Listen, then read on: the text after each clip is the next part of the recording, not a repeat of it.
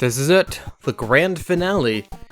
6 worlds down, 1 world left to go through. Welcome back to Kirby's Adventure. Today we're going to be going through the Rainbow Resort, the last level of Kirby's Adventure. And taking the fight to King Dedede, and I didn't even explain the plot of this game actually now that I think about it. I think a lot of people probably know the plot by now, but I need to explain it. People of Dreamland can't dream anymore. Because King Dedede decided to be a jerk and break up the Star Rod and give all the pieces to his cohorts. So Kirby's gotta get him back. And we've already gotten 6 of the pieces, now we just need to get that last one. Rainbow Resort's kind of an interesting level because it's basically the designated ice world. And that stinks, because, I mean, ice physics, slippery, hard to control. Even in a game where you spend a lot of time in the air, like Kirby's Adventure, it's still kinda silly. But on the other hand, there aren't actually that many secrets in this world. I believe there's only 2 of them that actually lead to, like, 100% completion. The rest of them are actually secrets that lead to health items. Now, you also may have noticed that I broke some of the blue floor tiles there. I blew some of the broke floor tiles. Great English there. That's actually a hint that you can break these in order to get to that door up there. Now, the thing is, you can break most of these. You can't break these, though. So you're thinking, okay, I'm up here. What am I going to do? All these blocks do is make an annoying sound when I hit them. Well, the answer's a little obvious if you've been paying attention. There are 3 power-ups that can break certain types of blocks. As we've said before, Stone, Hammer, and Fireball. This is Fireball's time to shine. Okay, I guess UFO is a 4th power, technically, because of its charge shot, but use Fireball, break that, get into the switch room, and see this goofy face, just like, ooh. Hello, Kirby. I can't believe you've managed to find my secret switch here. Have the crane game. And of course, you can progress on through the stage. It's a pretty short little sub-stage in all honesty, but kind of introduces us to a lot of things that we'll see in Rainbow Resort, like slow down.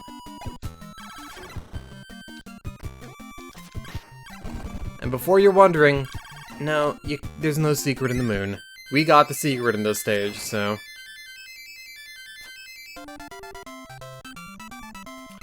I kind of find it funny as well. Now I'm sort of practiced at this game, because I went through the entire game again, actually, to record some glitches. Before I talk about that, Part 2 of Rainbow Resort is a tower. Now, of course, you can go in through this door here. That's pretty obvious. But that secret in Butter Building that I was thinking of, where there's a secret entrance to a tower, that's in this stage.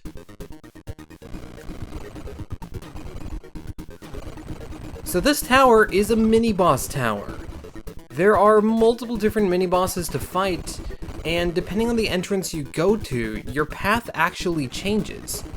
The bottom path has you fight a bunch of mini-bosses, but if you're on the top path like this, you actually fight only about half of them, but they're tougher versions. That have slightly more difficult patterns. Fireball isn't going to do that much damage to these bosses, but it's got invincibility to it, and it's reliable. It does not have invincibility to it. Oh no. Oh, that's bad. Okay.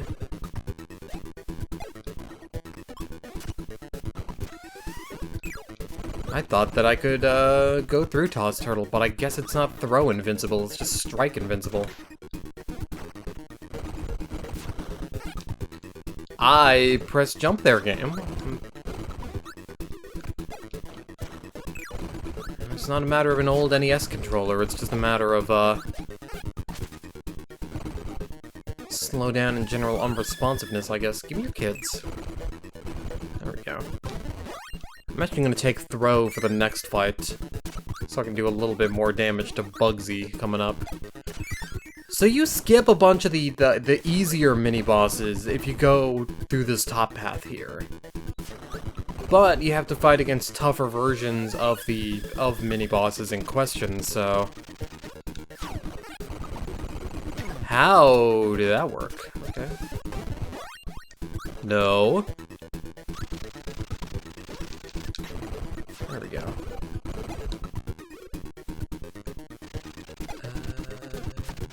Stay over there. Maybe give me your children. There we go. You're out of here. I think the only mini-boss we have left is this guy, the Fire Lion. I feel like Throw's a little bit difficult to use sometimes, just because, like,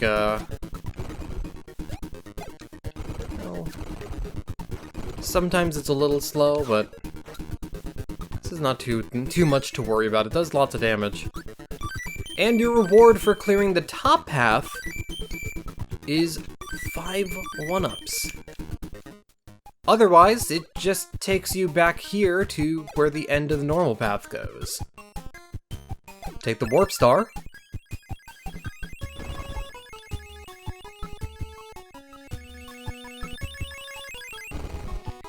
And go to a background that I really, really like the way this background looks. Like, a lot of this game has this, like, unapologetically 90s kind of cartoony scribble vibe to it. I love the way this background looks, like the line pattern here with the different colors, the stars, the bubbles around. It looks so good. It's actually one of my favorite worlds just aesthetically, partly because I like the way that ice levels look, and, I mean, this has ice levels to it, but also just because of, like, backgrounds like that. It's really cool.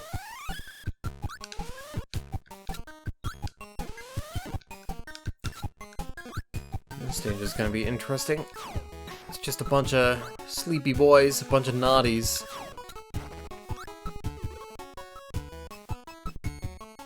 You can fly over them, of course. They slow down the game with all their sleepy time. You go. Right, this room. I hate this room, if you want me to be honest. Mostly because I just hate these homing Brontoberts. Now, you can also actually clip into these platforms, too.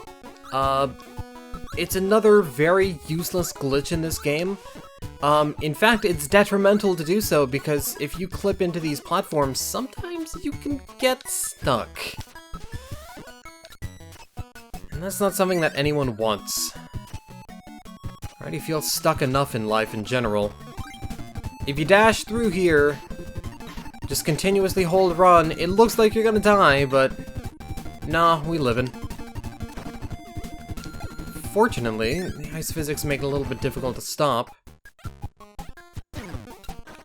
Aw, the ice invincibility must have just run out there.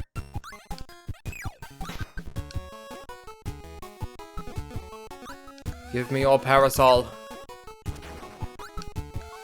Give me your sword. In fact, I will actually take your sword. I'll steal your soul.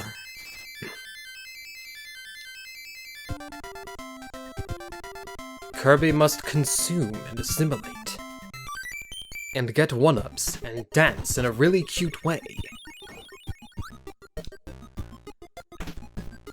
Alright, Stage 4. Oh, I remember this one, actually.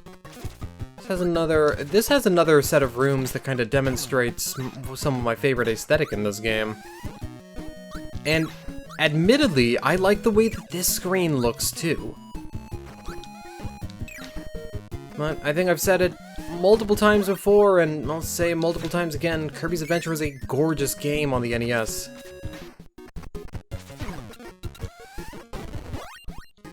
don't think we really need Ball Kirby. I mean, it might be useful in some cases, but... Would you come down here? No, no you would not. Fine, I'll take your soul. Yeah, these rooms, where there's just like scribbles and drawings in the background. That is really cool to me, honestly.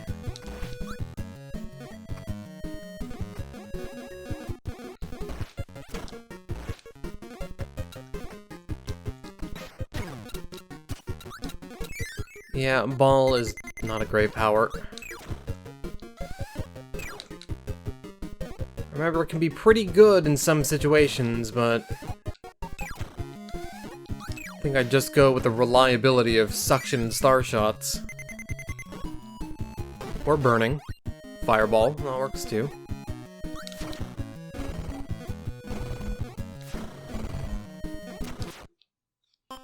I timed that one wrong.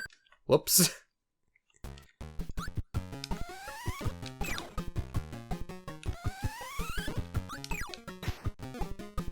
I do love that it plays the Grape Garden music too. Honestly, Kirby's Adventure might have one of my favorite soundtracks of all time too. I think I've even said that in videos before, but... Oh gosh. Poppy Brothers. Give me your flesh. I thought there was something up here, actually, but there isn't. Interesting. Let's avoid this Gordo.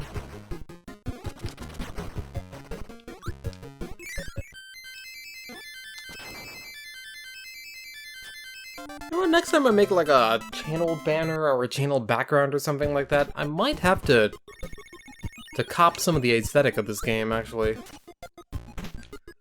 Alright, let's go on to 5. 5 has a bunch of these bombers around.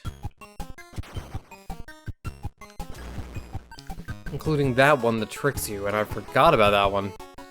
I was even just like, yeah, there's one bomber in this run that tricks you, and I forgot it was that guy. Let's fight against Grand Wheelie, as far as I'm aware, anyway. Come on. Thankfully, you can bait this guy into just running into the edges, but... anytime he runs into the edge like that, he does give you a projectile to use, but...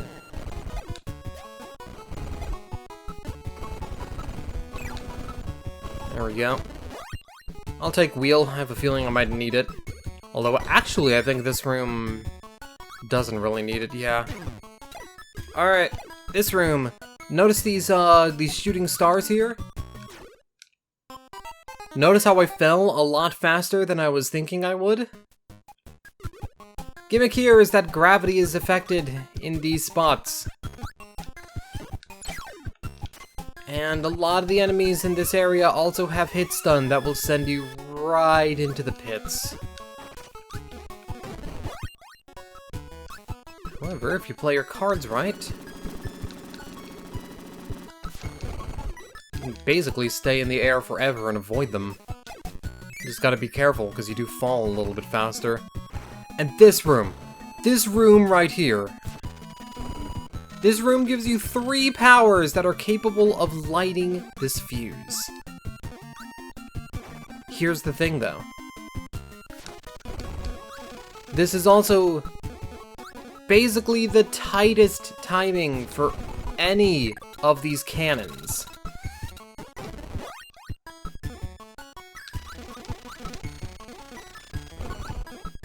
If you can actually manage to get this on your first try, you are a better man than I am. Because it is, like, really tight for what you'd expect from a Kirby game. Thankfully, however, it's not a secret we need. It only sends you to an area with a bunch of extra lives and 1-ups. I might give it a couple more tries, actually. I'll give it a couple more tries.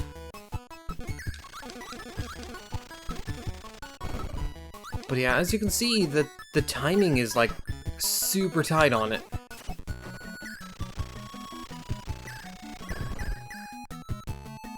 Okay, I need to respawn that fuse. Thankfully, it respawns pretty fast. Almost. Almost.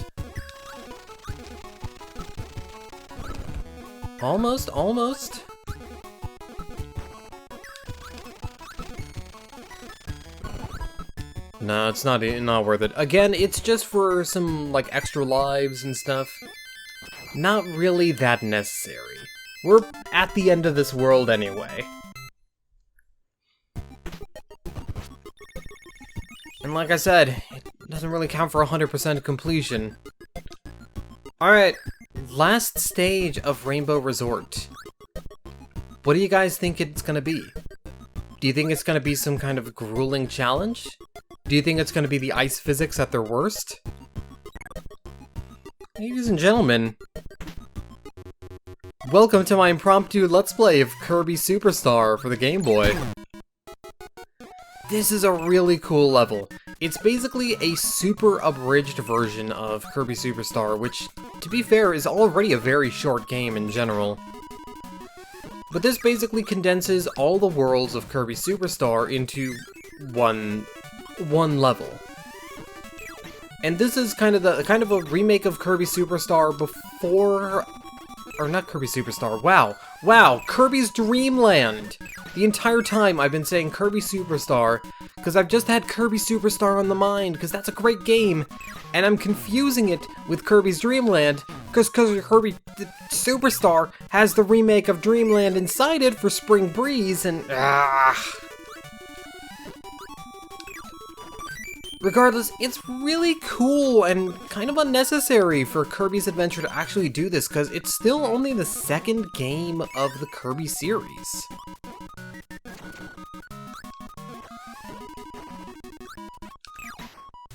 So, like, it doesn't have to go for a nostalgia level.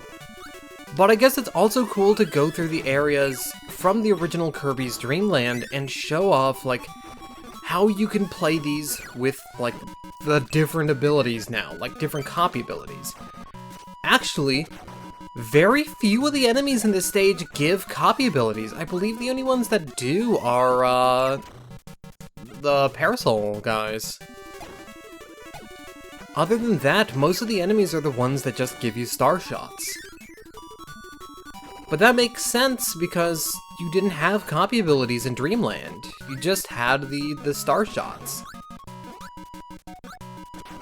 So it makes sense that they wouldn't give you a lot of enemies with copy powers, even though it would have been cool to show off like, oh, we have all these new abilities and stuff. The only copy power we really get in this world is Parasol. Also, you might be thinking, okay, well, from Orange Ocean, I know that this is a specific, like a suspicious door. It isn't. It's just a gap there. I don't know why it's there, but it's there. Oh, we also get Cutter, that's right, because Sir Kibble debuted in Dreamland. That's right. And if you've played Kirby's Dream Land, you know about the last secret in this game. The moon. The moon holds the last switch we need, which opens up the warp room, and also grants us a 1-up and a Maxim tomato for our troubles. That is a cool stage. That is still a super neat idea for a stage, just the nostalgia level, and Kirby games later on also do that as well, but to see that it's something that has started this early on is kind of incredible, honestly. But that's all the stages down. Ladies and gentlemen, the only fight we need to do now is King Dedede himself. Let's do it. Float all the way down.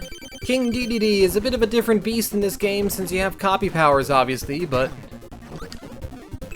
you can also fight him the normal way with star shots, and sometimes I feel like the star shots are a little bit more reliable sometimes.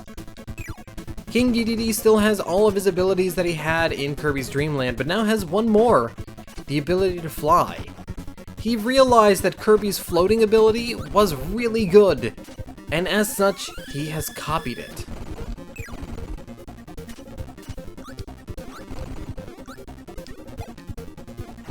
Other than that, his abilities are the same as in Dreamland, so it's just kind of a battle of attrition between you and this guy who has a lot of your powers, but also has a lot more health.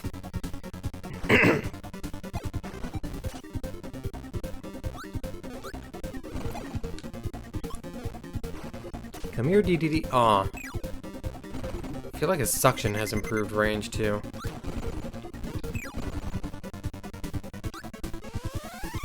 Depending on how you do this fight, it can go sort of fast, or it can go kind of slow. Like I said, I feel like... Oh, wow. Okay. You actually kind of don't want to be in the air when Dedede's in the air, either. It becomes pretty difficult to actually avoid his flight. I always find it easier to avoid his flight when I'm on the ground. Ooh, you did something different that time. Okay. This is not going well.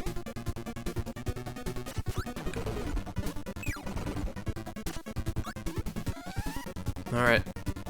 Puff up and fly, Birdman. You still managed to hit me with that, Birdman.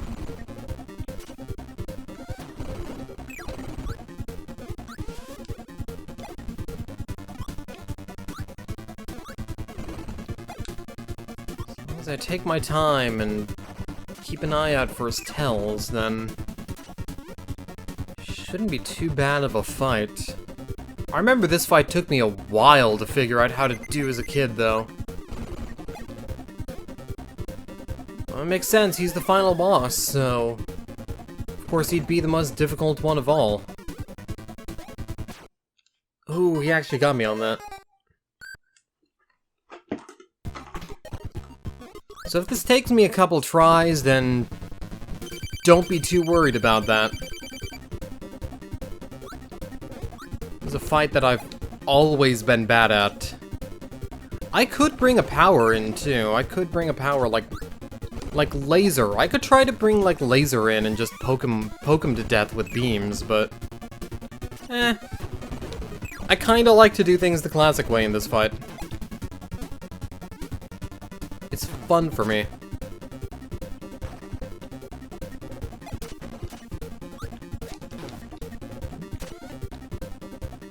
Oh, that is mean. Couldn't even see you for what move you were gonna use there, Dedede. As long as I can get you to use that hammer of yours a lot.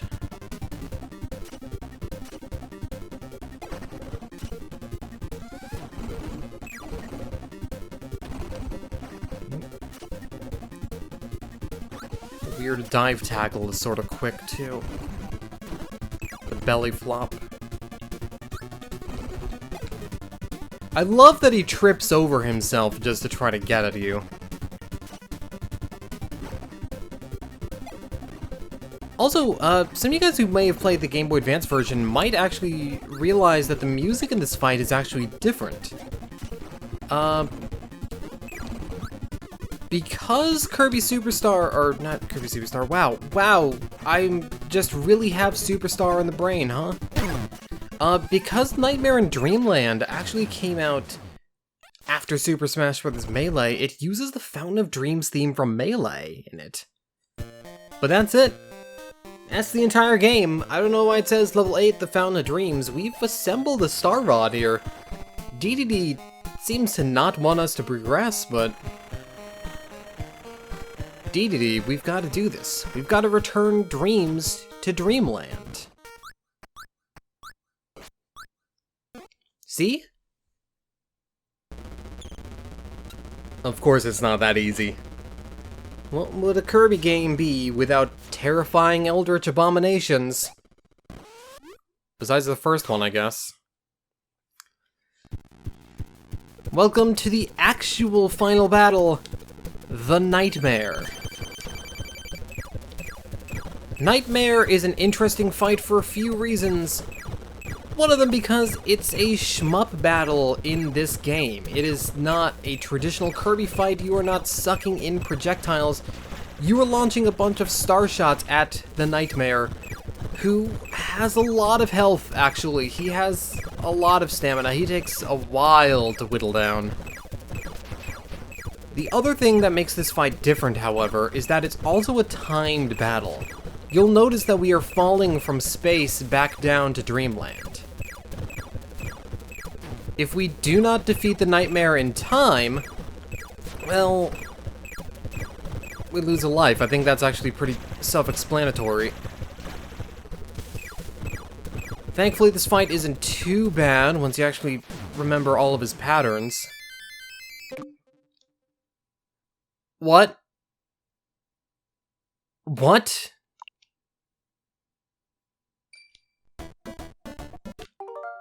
Hang on. No.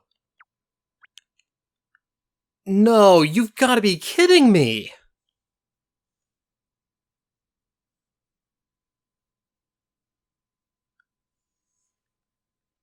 You've got to be kidding me!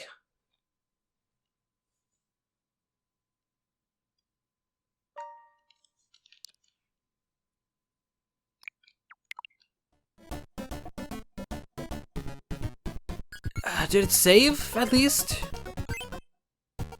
No!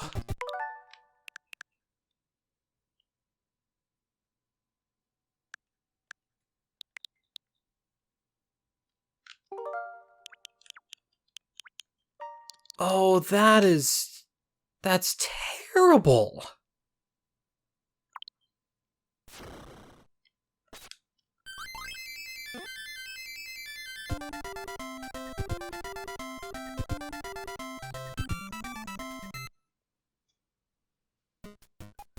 Well, welcome back to Rainbow Resort.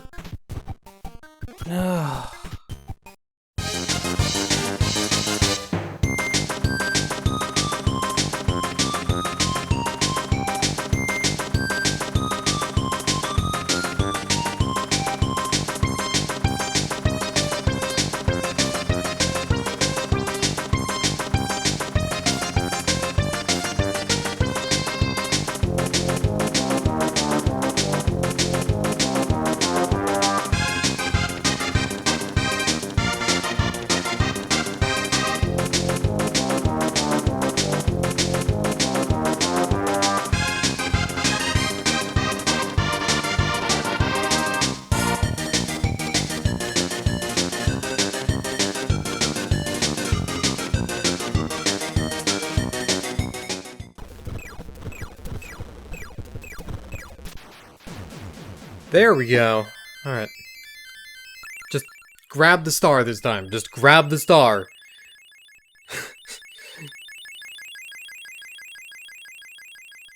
Screw it, because that crash is probably going to happen again. So let's just grab the star. Alright.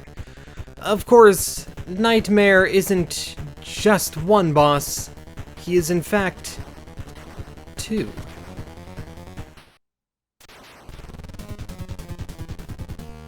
And his second phase is a cool-ass space vampire with, like, sunglasses, and his body is a tornado. And I have died, because I was not paying attention. I was too busy gushing over how much I love Nightmare's design. Like, easily the most iconic Kirby boss for me.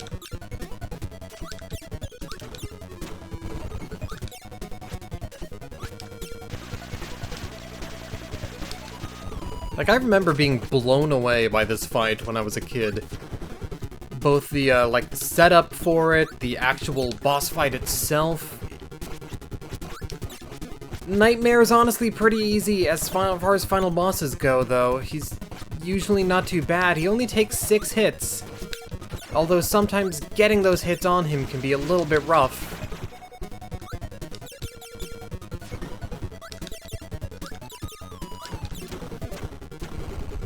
All you need to do is touch his tornado body, not his cloak or his face. And once you do...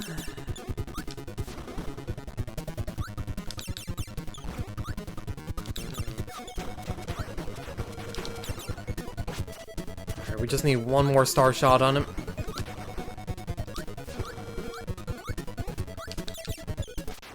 There we go. And he's down. And he explodes. Although his death animation in Nightmare in Dreamland is a lot more horrifying, but that's game. That's actually game. This recording session took 20 more minutes longer than it should have, but that's game. We blew a chunk into the moon, and Kirby flies back to Popstar with the Star Rod. Kirby fought to find the Star Rod, but King Dedede did not mean any harm this time. Bad dreams had invaded Dreamland. A nightmare came to the Dream Spring and tried to cause pain to the people. Dedede foiled the nightmare by hiding the Star Rod from him. Dedede helped Kirby beat the nightmare. Now everyone's dreams will return. Tonight Dreamland will sleep well.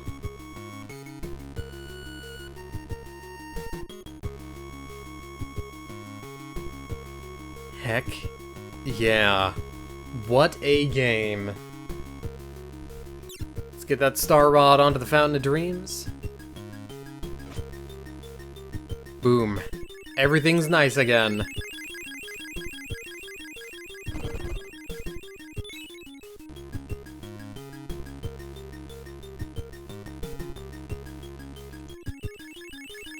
Such a charming little ending here.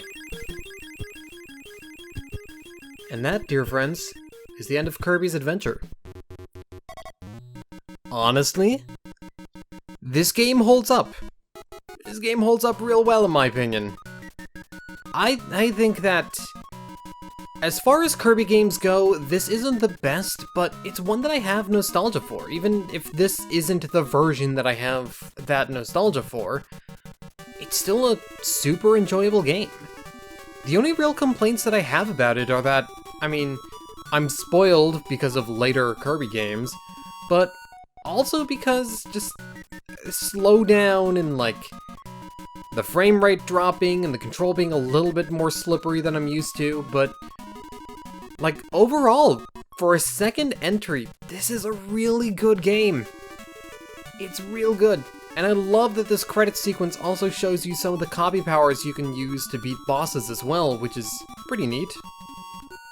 Some of the more clever and creative ways to fight the bosses. But this game's just really fun. I said before that this game is basically the video game equivalent to comfort food, and I still stand by that. Even if this game does have, like, some frustrations to it, like, this is still a very comfy, cozy, and fun game. And I'm really glad to LP it. I hate that I've had to play through the game 3 times now for this Let's Play, but, well, technically only 2 times, but whatever. Of course, we get bye-bye, the end. We can check out our score, how many lives we had, and press start. Congratulations! Choose extra game to go on a more challenging quest. In this quest, you can't save and your max HP is cut in half. But that's it. That's 100%. And if we want to, we can start the extra game, as well as play any of the bonus games we have. So for beating the game 100%, we not only get the extra mode, which is everything is, you know, you have half health, you can't save, etc, etc. But you also unlock the 3 sub-games as well, and Versus Boss, which is a boss gauntlet. So basically this game has the predecessor to the arena that pretty much every Kirby game afterward would have. And of course, you can continue your file as well, and you start back here. Everything is saved, everything is done, and if you had any sub-games that you had already cleared, I believe they respawn.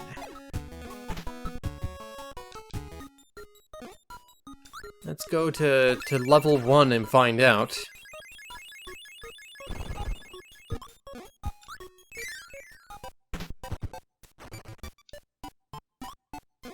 Yeah, no, all the minigames respawn, so that is super neat. But that's gonna be the end of this Let's Play. I hope you guys enjoyed. I hope you guys had fun. I'll be seeing you guys in the next one. In about 5 billion years when I actually record something else. I think the next Let's Play I'm probably going to do is something short again before resuming Sonic Colors, because the whole Sonic Colors Ultimate is coming out.